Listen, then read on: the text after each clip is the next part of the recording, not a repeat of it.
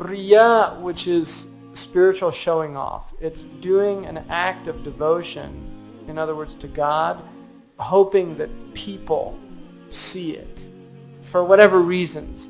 I mean, Riya is definitely more significant in a religious society. We have showing off, which is if somebody's a good horseman, and they see some people, they'll do a fancy jump, and that's not Riya. That's just showing off. Riya is when you do an act that should be done for God, but you're doing it for other people to say, what a generous person, what a brave person. That's Riya. And there's two types of Riya. There is the type which is only for the people, which is the worst type. In other words, you don't even care about God. So you give charity just so people say he's a generous man.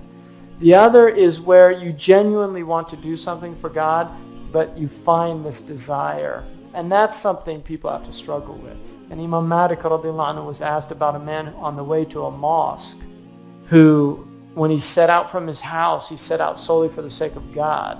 But on the way, he's hoping somebody might see him. What he was saying is it's human nature, that element exists.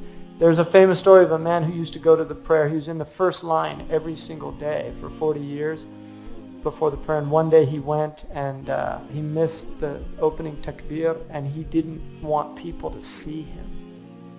And he realized that he'd had that riyah for 40 years. And in the story that's told, they said he made up his prayers for 40 years at home.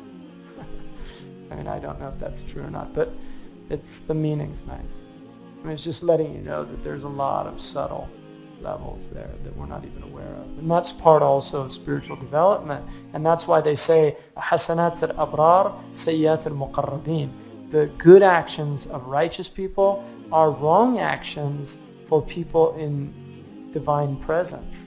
And that's why each maqam that you move to, you start saying astaghfirullah for the previous maqam, because you realize how many things you were doing wrong, things that you thought were right. When you get to a higher level of awareness, you realize, I was doing it for the wrong reason. So it's a journey. That's why it's called path. The journey. It's a journey, and